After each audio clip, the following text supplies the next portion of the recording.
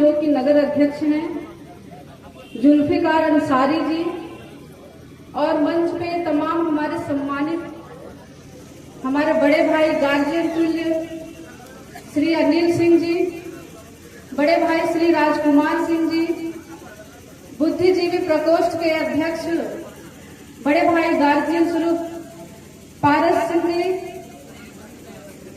साथ ही संजय सिंह राजद के प्रवक्ता क्या विचारधारा को आगे बढ़ाने का काम करता है और समाजवादी विचारधारा क्या है उसको असल रूप में समझाने वाले और उसको धरातल में उतारने वाले राष्ट्रीय जनता दल के सुप्रीमो, राष्ट्रीय जनता दल के राष्ट्रीय अध्यक्ष आदरणीय श्री लालू प्रसाद यादव जी ने इसको सिद्ध किया है कि राष्ट्रीय जो विचारधारा है, समाजवाद की जो विचारधारा है, वो समानता का अधिकार रखता है। अब राष्ट्रीय विचारधारा, समाजवादी विचारधारा वो है जिसमें कि समानता का अधिकार सबको मिलता है। लालू प्रसाद यादव जी को जब वो मुख्यमंत्री बने, आपने इतिहास में ऐसा मुख्यमंत्री नहीं देखा होगा जो माइक लेकर के गांव-गांव घूम करके गली में बह रहे कचरों को साफ करने का काम करते थे। गरीब के झुंगी बस्तियों में जाकर के गरीब के बच्चों को अपने हाथों से नहलाना, धुलाना, उनको कपड़े पहनाना, क्या जीवन जीना चाहिए, सामाजिक जीवन क्या है, सामाजिक स्तर क्या है, उसके बारे में उन्होंने गांव-गांव जाकर के एक मुख्यमंत्री रहते हुए वो जाकर के गांव-गांव उन्होंने उस विचारधारा को फैलाने का कोशिश किया। समाजवाद क्या है? समाजवाद वो है जहां हमें समानता का अधिकार है, जहां हम आर्थिक रूप से मजबूत हो, जहां हम शैक्षणिक रूप से मजबूत हो, जहां हम समान रूप से मजबूत हो, वही समाजवादी विचारधारा को आदरणीय लालू प्रसाद यादव जी ने हमेशा बढ़ाने का काम किया है। और यहाँ पे उपस्थित लोग ये बता रहे हैं, ये संख्या बता रही है कि हम सभी उस विचारधारा को मानने वाले लोग हैं। और मैं कहना चाहूंगी कि जब कैमूर जिला और शाहाबाद ऊसर था, रेत था, जहाँ पे कि अनाज नहीं उगते थे, यहाँ के लोग गेहूं चावल अनाज के लिए तरसते थे, उस वक्त शाहाबाद के शेरे शाहाबाद कहे जाने वाले, बिजलिया बाबा कहे जाने वाले मंत्री रह चुके, दो बार मंत्री रह चुके, उन्होंने अपने शाहाबाद को धान का कटोरा देने का काम किया। और आज किसान खुशहाली से लहलहा रहे। घर में आप देखिए, खेतों में देखिए, खलिहानों में देखिए, ये जो हरियाली है वो आदरणीय बाबूजी जगदानंद सिंह की देन है। आप देखिए यहाँ पे तमाम नहरें, नदियां, नाले, कैनाल पर पानी की सुविधा, बिजली की सुविधा, ये सारी सुविधाएं हमें किसने दिया है? समाजवादी विचारधारा को लेकर चलने वाले हमारे आदरणीय लालू जी ने, हमारे आदरणीय जगदानंद सिंह जी ने। और आज उन्हीं के पद चिन्हों पे चलते हुए हमारे बक्सर लोकसभा के सांसद, लोकप्रिय सांसद हमारे और किसानों के मसीहा, वो आज भी किसानों के लिए सड़क से लेकर सदन तक, और न सिर्फ बिहार स्तर पे बल्कि वो पूरे देश स्तर पे वो किसानों के लिए लड़ रहे हैं और हम सभी उनके साथ लड़ रहे हैं। आप देखे होंगे कि अभी हाल ही में माला परियोजना के तहत किसानों की लहलहाती हुई फसलों को उजाड़ दिया गया। ये किसके द्वारा किया गया? ये मौजूदा सरकार के प्रशासन के द्वारा किया गया। किसानों के हित की बात करते हैं, महिलाओं के हित की बात करते हैं, किधर महिलाएं सुरक्षित हैं, जंगल राज की बात करते हैं। आपको याद होगा यहाँ पे अभी कुछ ही हफ्ते हुआ है जहाँ पे अभी कहीं भभुआ वगैरह में गोलीकांड हुआ है। आप देखेंगे कि सासाराम में कुछ नौजवान बच्चे अपना जन्मदिन मना रहे होते, वहाँ प्रशासन के द्वारा गोलियां चला गई। किस कुशासन की और किस सुशासन की बात करते हैं? कुशासन की सरकार है। इस कुशासन की सरकार में आपके बच्चों का भला नहीं हो सकता, किसानों का भला नहीं हो सकता, महिलाएं सुरक्षित नहीं रह सकती। आप देखिए कि हमारे बिहार के सभी बच्चे, नौजवान साथी, नौजवान युवा आज मजबूर है दूसरे राज्यों में जाकर के 10,000 5,000 पे मजदूरी करने के लिए। आज ये सवाल कौन करेगा? आप और हम करेंगे।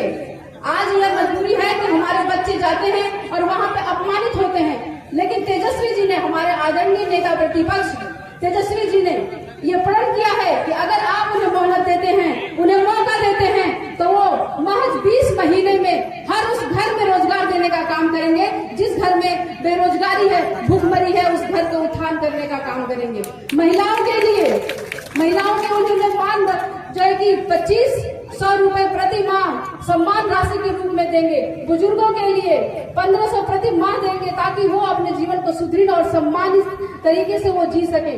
तो मैं यही अपील करना चाहूंगी आप सभी से कि आप सभी अधिक से अधिक संख्या में चारों विधानसभा पे भभुआ, मोहनिया, रामगढ़ और चैनपुर सभी लोग अपना मत देकर, भारी से भारी मत देकर के आप जिताएं सभी प्रत्याशियों को और बिहार में तेजस्वी जी की सरकार लाएं, रोजगार की सरकार लाएं, सुरक्षा की सरकार लाएं और खुशहाली की सरकार लाएं। और मैं कहना चाहूंगी कि 2020 से लेकर के 2025 आज चुनाव है, 5 साल कार्यकाल पूरा हो चुका है।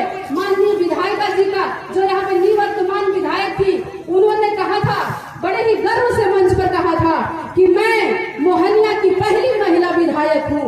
और लेकिन ये भी बात गर्व से कहना चाहिए कि मैं मोहनिया की पहली महिला विधायक हूँ और पहली सबसे भ्रष्ट विधायक हूँ मोहनिया विधानसभा की, जिन्होंने न सिर्फ अपने मतों को, जनता की आवाज को, जनता के अधिकार को बेचने का काम किया, बल्कि यहाँ के एक एक नागरिक को, गरीबों को चूसने का काम किया, लूटने का काम किया। शासन प्रशासन से लेकर आम जनता तक ऐसी महिला विधायक से परेशान है। और गर्व से कहा जाता है यहाँ पे विकास के नाम पर बस लूट मार के सिवा कुछ भी नहीं हुआ है।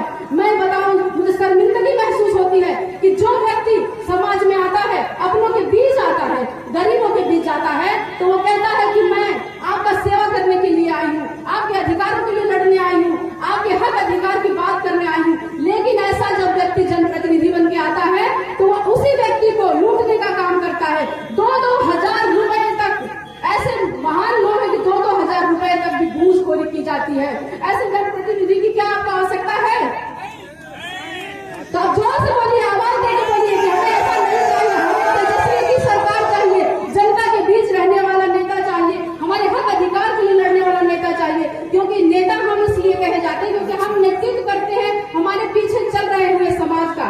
लेकिन नेता क्या है? वो जनप्रतिनिधि है। जनप्रतिनिधि का मतलब कि आप हमारे मालिक हैं, आप जनता नहीं, आप जनार्दन है। जनता को जनार्दन की संज्ञा दी गई, भगवान की उपाधि दी गई कि हम आपके लिए खड़े हैं, हम आपके दरवाजे आएंगे, ना कि आपको हमारे दरवाजे आकर के घंटों इंतजार करना पड़े कि कब हमारे प्रतिनिधि आएंगे, हम उनसे बात करेंगे। इसलिए आप ऐसे लोगों से होशियार रहिए, ऐसे लोगों की चिकनी चुपड़ी बातों से होशियार रहिए, क्योंकि ये लड़ाई सिर्फ श्वेता सुमन की नहीं है, मोहनिया विधानसभा की नहीं है, या फिर कैमूर जिले में, शाहबाद में या बिहार में कहीं भी विधानसभा का चुनाव हो रहा है तो ये लड़ाई किसी एक प्रत्याशी की नहीं है। ये लड़ाई उस हर कार्यकर्ता की है जिसने अपने खून पसीने से पार्टी को खड़ा किया है, जनता के हक अधिकार के लिए लड़ा है। ये लड़ाई उस लालू यादव की है जिन्होंने दबे कुचले, शोषित, वंचित समाज को स्वर देने का काम किया, सम्मान देने का काम किया, अधिकार देने का काम किया। जब लालू जी रेल मंत्री थे, आपको याद होगा कितना सोचते हैं, ऐसे नेता होना, ऐसा मुख्यमंत्री होना आज के कलयुग में नामुमकिन है कि ऐसा नेता जो उन्होंने सोचा कि एक गरीब व्यक्ति भी कभी एसी ट्रेन की हवा ले, गरीब व्यक्ति जंगल में ठूस ठूस के बोरे की तरह जाता है, क्या विकास हुआ है यहाँ पे। लेकिन उन्होंने ये सोचा कि गरीब को भी एसी में बैठ के जाने का अधिकार है। उन्होंने गरीबों के लिए, दबे कुचले, शोषित, वंचित समाज के लिए उन्होंने गरीब रथ नामक ट्रेन चलाई, ताकि उसमें हमारे गरीब और जो पैसे से नपुन है, जो वंचित है, उनको भी ये मौका मिल सके कि वो भी समानता में आए और उन हर चीज का अनुभव करें जो बड़े लोग कर पाते हैं। तो ऐसी विचारधारा आपको कहाँ मिलेगी? और मैं आपको एक बात बता देना चाहता हूँ, आज राष्ट्रीय जनता दल के कार्यकर्ताओं का सौभाग्य है कि पिछले चुनाव में राष्ट्रीय जनता दल 3 सीटों पर चुनाव लड़ने का काम किया था। लेकिन हमारे नेता अभिभावक जगदा बाबू यह बात कहे थे, हमें वह बात याद है कि अकलू राम जी, यदि 3 सीट तुम लोग जीत जाओगे तो अगले चुनाव में तुम लोगों को 4 सीट हमारे जेडी के खाते में देंगे। हम धन्यवाद करेंगे जगदा बाबू को, आपकी भावनाओं का उन्होंने आदर किया और अपने शीर्ष नेतृत्व को और इंडिया गठबंधन के घटक दल के शीर्ष नेतृत्व को, इन लोगों ने चारों आपकी विधानसभा को राष्ट्रीय जनता दल के कोटे में देने का काम किया। तो आप लोगों का फर्ज बनता है कि चारों विधानसभा से आप सबका सहयोग लेकर के सभी घटक दल के कार्यकर्ताओं को सम्मान दे करके आपस में मिलजुल करके जिले की चारों सीटों को जिता करके आप जगदा बाबू सुधाकर सिंह के हाथों को मजबूत करने का काम करेंगे। यही आशा और उम्मीद के साथ कि आप लोग यहाँ से जाएंगे, क्योंकि चुनाव का वक्त बहुत कम बचा हुआ है, कोई समय नहीं है। इसलिए सारे साथी एकदम तन मन धन से, क्योंकि यह पार्टी किसी कार्यकर्ता के लिए या पार्टी जो होता है बड़ी ताकत होता है, पार्टी में ताकत होती है। जो लोग पार्टी के साथ रहता है, पार्टी को अपनी माँ के समान समझता है, जैसे माँ और पिता पुत्र का संबंध होता है, वैसे मान करके काम करना चाहिए। पार्टी के अंदर बड़ी उतार चढ़ाव आते हैं, हम कार्यकर्ताओं को यह सुझाव देना चाहेंगे कि जब चुनाव आता है तो बहुत लंबी कतारें लगती हैं। हम तो पिछले चुनाव में भी हमारे साथियों ने जिक्र किया, पिछले चुनाव में भी मैं था, सारे लोगों को मैं एक जगह बैठा कर कहा कि पार्टी जिसको संबंध थमा देती है आपको उसको मानना चाहिए और मान करके आपको आगे बढ़ना चाहिए। माना उस बार भी मैंने यही कहा था, आप लोग को याद होगा, और उसी का नतीजा हुआ कि आपके काम, आपका समर्पण, हमारा एक एक कार्यकर्ता जो हम लोगों ने तैयार किया था, पंचायत अध्यक्ष से लेकर प्रखंड तक, हमारा रहनुमा प्रतिनिधि भले ही आपके जनादेश को धोखा देकर के, आपको धोखा देकर के, पार्टी के नेताओं को धोखा दे करके वह चला गया, लेकिन हमारा एक कार्यकर्ता जो है उसके साथ जाने का नाम नहीं लिया। ये समर्पण हमने देखा। हम लोगों ने कहीं से संगठन में फर्क करके लोगों को हम लोगों ने रखा, संगठन को एकदम तराश करके हम लोगों ने तैयार किया था।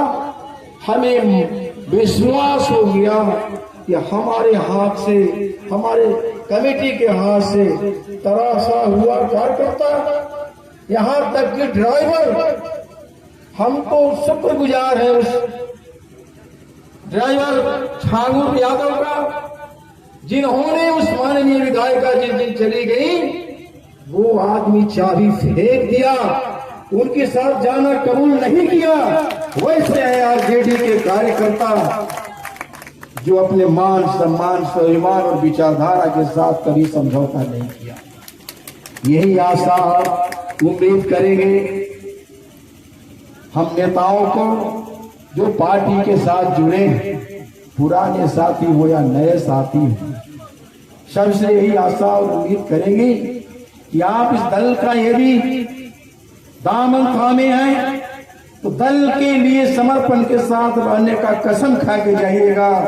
इस दल के साथ हम मरेंगे और जिएंगे। मैं तो कसम खा लिया है, मेरा 3 बार का टिकट नहीं मिला, इसके बावजूद भी मैं दल के साथ खड़ा हूँ, आगे भी खड़ा रहूंगा, ये मेरा कसम है। इसलिए सभी साथियों को मैं कहता हूँ कि श्वेता सुमन को आशीर्वाद दीजिए, इन्हें भारी मतों से जिता करके लाइए और तेजस्वी यादव की सरकार बनाइए। जगदा बाबू सुधाकर सिंह का हाथ को मजबूत कीजिए। इन्हीं आशा और उम्मीद के साथ मैं आप सबों का आभार व्यक्त करते हुए मंचासीन साथियों का स्वागत करते हुए श्वेता सुमन जी को आशीर्वाद देते हुए अपने विचारों को एक विराम देता हूँ। जय हिंद, जय भारत, जय राष्ट्रीय जनता दल।